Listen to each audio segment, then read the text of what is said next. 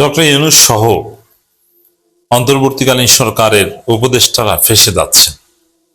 অনেকেই ফেঁসে যাবেন, অনেকে অবশ্য মূল্যায়িত হবেন। রাজনীতি কতটা নোংরা খেলা আপনারা এই আলোচনার মাধ্যমে বুঝবেন।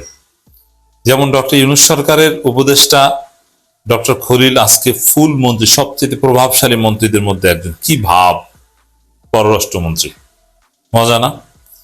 আবার ডক্টর ইউনূস এখন ভিলেন হতে যাচ্ছে। ডক্টর ইউনূস বাংলাদেশে থাকতে পারবেন কি পারবেন না, তাকে রাষ্ট্রপতি বানানোর গুঞ্জন ছিল, এখন তাকে গ্রেপ্তার করার গুঞ্জন উঠছে। কারণ আদালতের যে রিট, জুলাই সনদ অবৈধ, গণভোট অবৈধ যে রুল, এটা যদি আসলেই বহাল থাকে তাহলে Yunus should be arrested, must be arrested.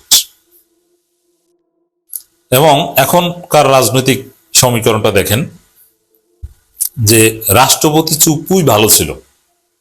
তিনি সব ঠিক করেছেন, তিনি মহান ব্যক্তি। 2028 সাল পর্যন্ত, তিনি 28 সালে এপ্রিল পর্যন্ত তিনি ক্ষমতায় থাকবেন। তাকে কে ঠেকাবে বাবা?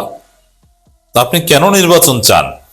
এই চুপ্পু আব্বার, বিএনপির চুপ্পু আব্বার মেয়াদ আছে 28 সাল এপ্রিল পর্যন্ত। আপনি এখন রাষ্ট্রপতি নির্বাচন চান মানে? এবং রাষ্ট্রপতিই ভালো। এই যে বসুন্ধরার যে বালের কণ্ঠ, এগুলোর রিপোর্টগুলো দেখেন, রাষ্ট্রপতি ভালো আর সব খারাপ। ইউনূস খারাপ। ইউনূস অবৈধভাবে নিজেকে ভিআইপি ঘোষণা করে গেছেন, 3 মাসের জন্য পারেন 1 বছরের জন্য করে গেছেন, এই অপপ্রচার। অথচ ইউনূস কোনো আইন লঙ্ঘন করেনি, যা করেছেন ঠিক করেছেন। এই ইউনূস সরকার, ইউনূস নিজে এই দুর্নীতি করেছে। ইউনূসের এই উপদেশটা এই করেছে, সেই করেছে। উপদেশটা এখন দুদকে দৌড়াদৌড়ি শুরু করে দিয়েছে।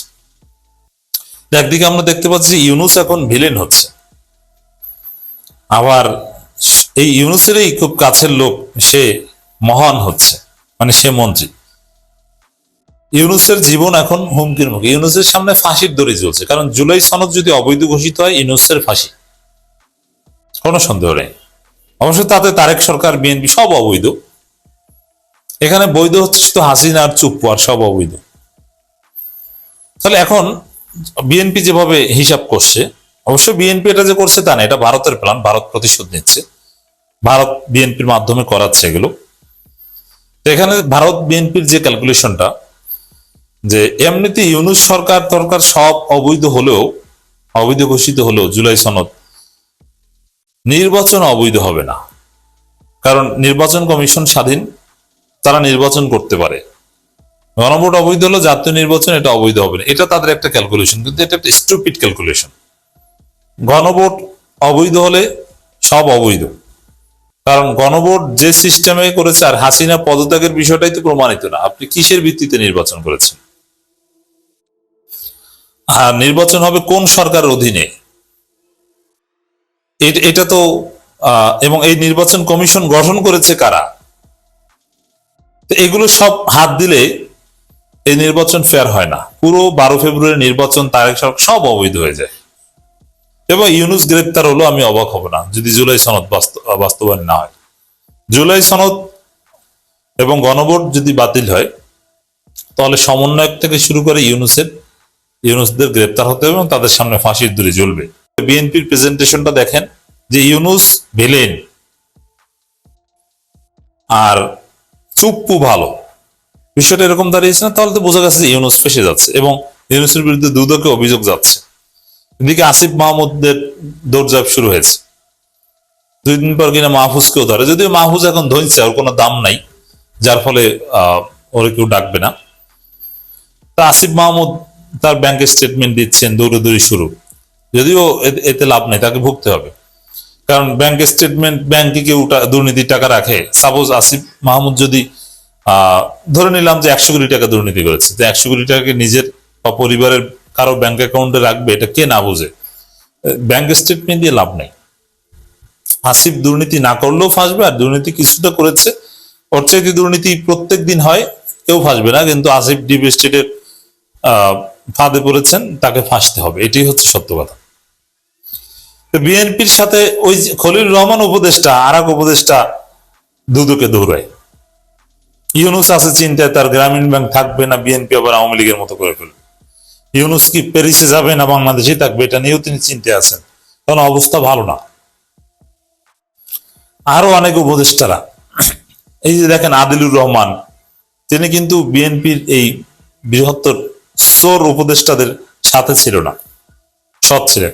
যারা সৎ উপদেষ্টা, আদিলুর রহমান, ফজল কবির খান, দেখবেন যে এদেরকে, যদি ফজল কবির খান 4 আনার দুর্নীতি করেন নাই, কিন্তু সামাজিকভাবে তাকে হেনস্থা করা হবে।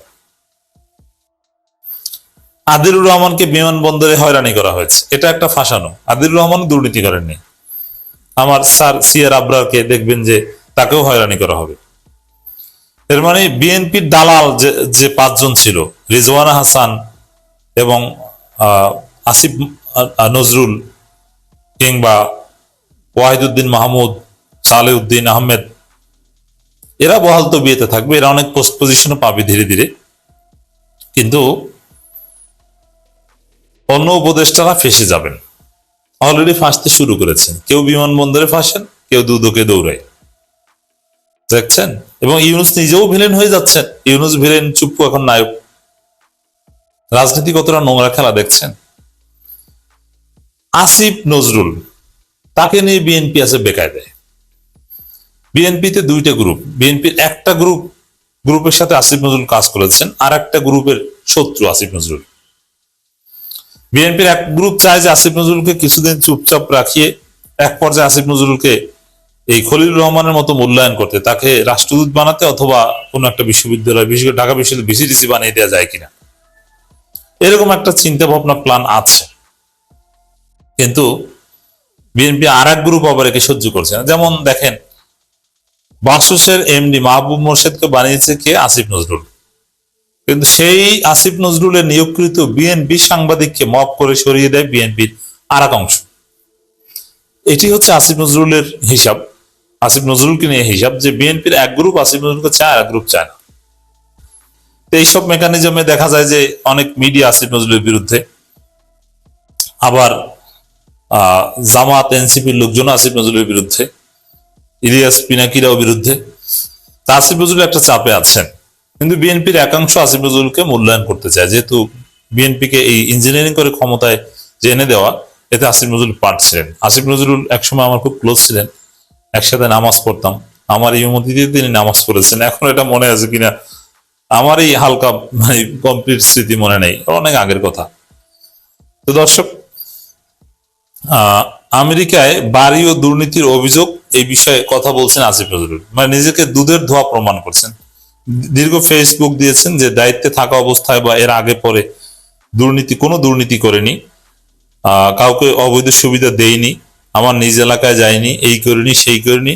খালেদ মহিউদ্দিনের টকশো তো হায় আল্লাহ হায় খালেদ এই কথা বলেও ক্লারিফাই করেছে, না না না খালেদ, আমি দুর্নীতি করতে পারি, অনেক কিছুই বলে দিয়েছে। বাস্তবে কথা হচ্ছে যে আসিফ নজরুল টাকা পয়সার দুর্নীতি করেছেন, এটা মুখ্য না। আসিফ নজরুল বিএনপিকে ক্ষমতায় এনে দেওয়ার দুর্নীতি করেছেন, জনগণের ম্যান্ডেট চুরি করেছেন। কিন্তু এখন নিজেকে দুর্নীতি মুক্ত হিসেবে ঘোষণা করে ক্লিন সার্টিফিকেট নিয়ে বিএনপি সরকারের কাছ থেকে কোনো একটা ধান্দা পাওয়ার লাইনে আছে। তবে যারা এই লাইন করতে পারবে না তারা ফেসে যাবে, অধিকাংশ উপদেষ্টারা ফেসে যাবেন, কেউ বিমানবন্দরে হয়রানির শিকার হবে।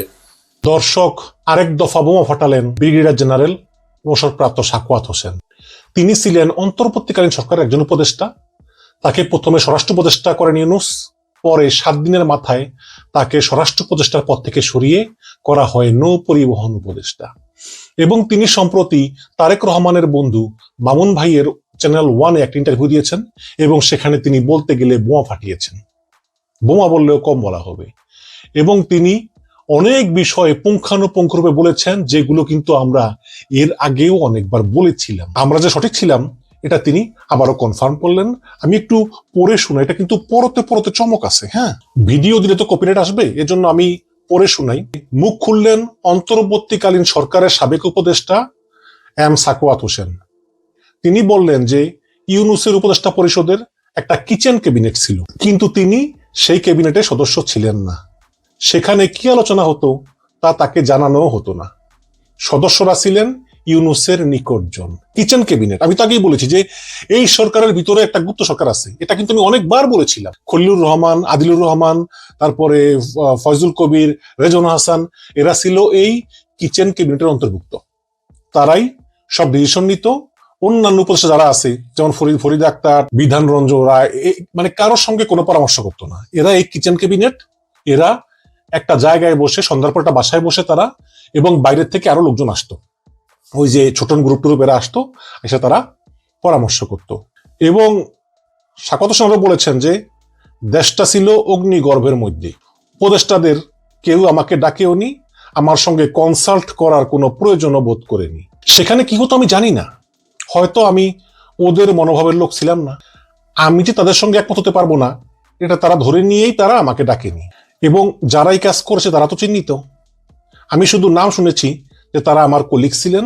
চ্যানেল ওয়ানের সঙ্গে ইন্টারভিউতে তিনি এই কথা বলেছিলেন। তারপর তিনি কিভাবে স্বরাষ্ট্র মন্ত্রণালয়ে এলেন, সেখান থেকে তাকে কিভাবে চলে যেতে হলো, এইসব বিষয়ে তিনি বলেছেন। এবং তিনি বলেছেন যে আইন শৃঙ্খলা পরিস্থিতি ছিল খুবই নাজুক, পুলিশের অবস্থা এমনই হয়েছিল যে তারা বের হতে চাচ্ছিল না, তাদের কিছু দাবি দেওয়া ছিল। আমি তাদের সঙ্গে কথা বললাম, তাদের কথায় কিছু থানা লুট হয়ে গেছে, অনেক থানায় আগুন লাগানো হয়েছে, আইন শৃঙ্খলা পরিস্থিতি নাজুক, পুলিশের অবস্থা এমনই যে তারা ঘর থেকে বেরোতে যাচ্ছে না। পরে অনেক কথাবার্তা বলে পুলিশকে আনা হলো, ট্রাফিক পুলিশকে আনা হলো, কাজ শুরু করলাম, পুলিশের দাবি দেওয়া নিয়ে কথা বললাম, এবং প্রায় 4000 রাইফেল লুট হয়ে গেছে।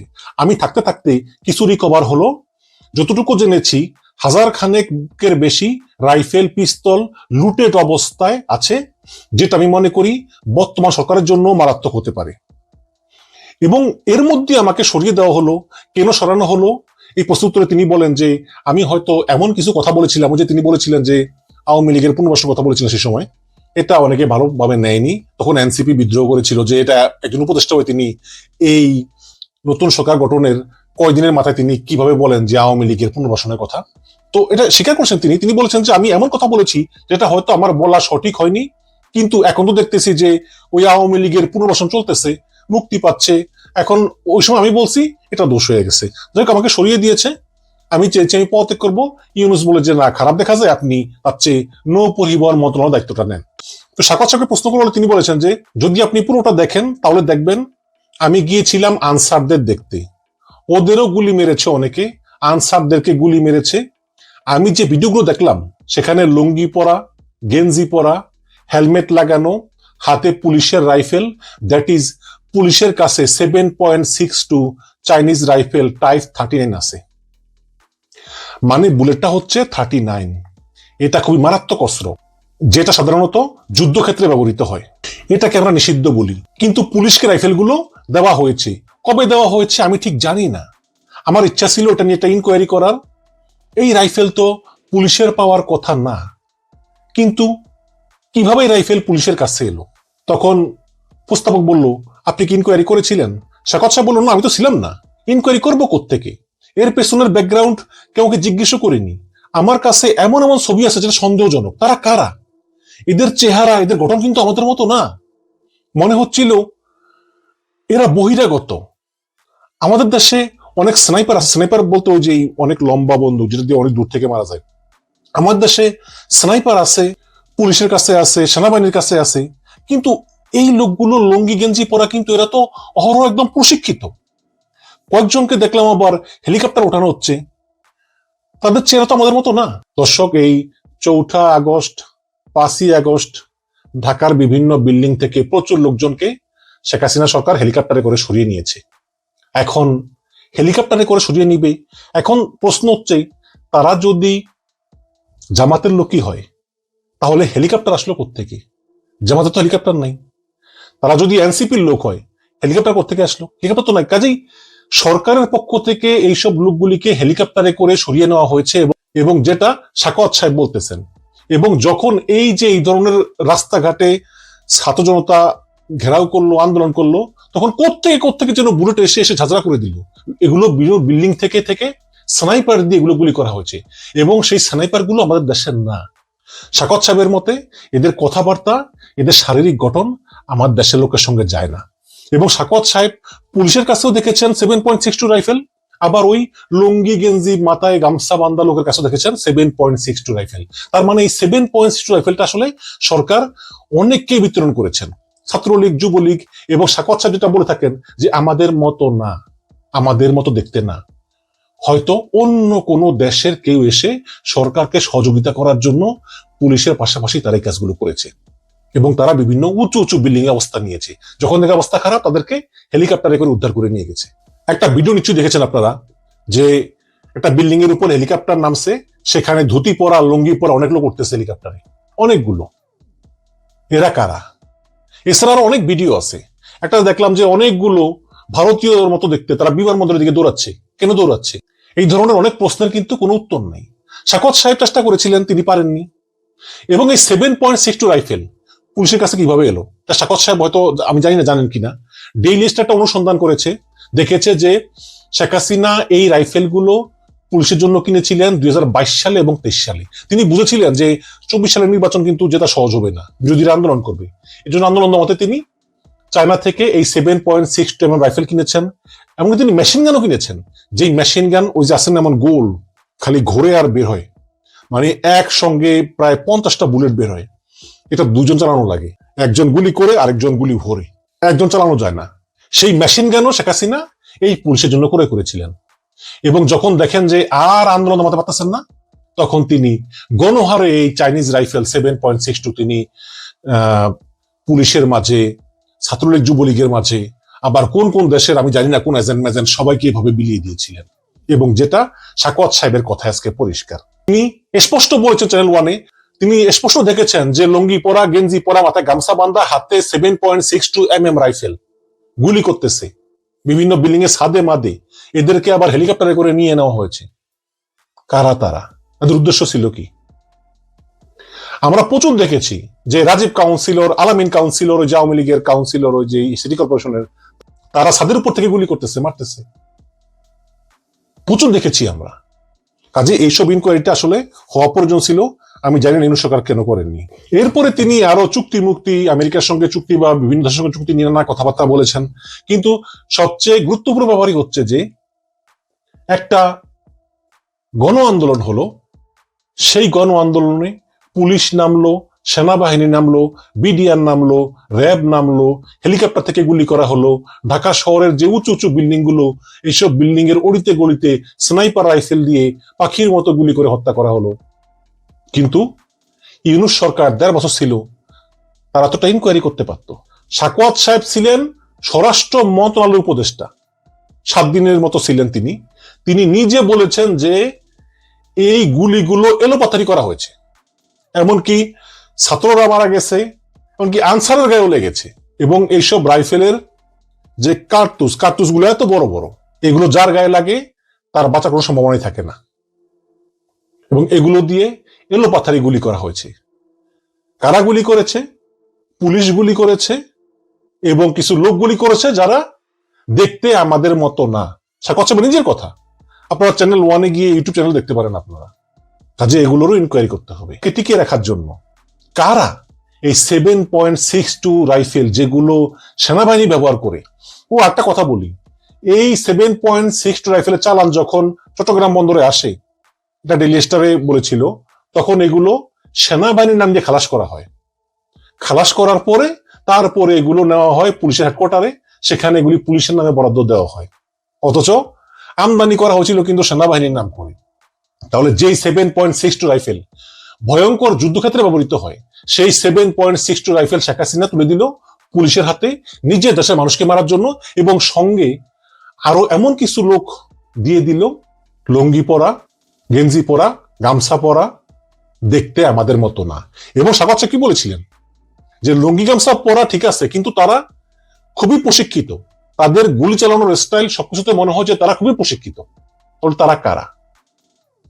এই তদন্তটা আসলে হওয়া উচিত ছিল। এখন ইউনূস সরকার চলে গিয়েছে, তারেক রহমান সরকার আসছে, আমি জানি না এই তদন্ত আর হবে কিনা, মনে হয় আর হবে না। কিন্তু এই প্রশ্নটা রয়েই যাবে যে Bangladeshi police, army, Chhatra League, Jubo League, RAB, BGB এরা গুলি করে তো মেরেছেই, কিন্তু সঙ্গে আরো কারা ছিল? কারা ছিল তারা, যারা এই লুঙ্গি গেঞ্জি পরা, যাদের মাথায় গামছা বান্ধা, যারা ধুতি পরা, যারা সাধারণ পোশাক পরা, যারা বড় বড় বিল্ডিং গুলোর উপরে উঠে বড় বড় স্নাইপার দিয়ে নির্বিচারে গুলি করে মেরেছে ছাত্র জনতাকে? এইসব উত্তর মনে হয় আসলে আর কোনোদিনই পাওয়া যাবে না।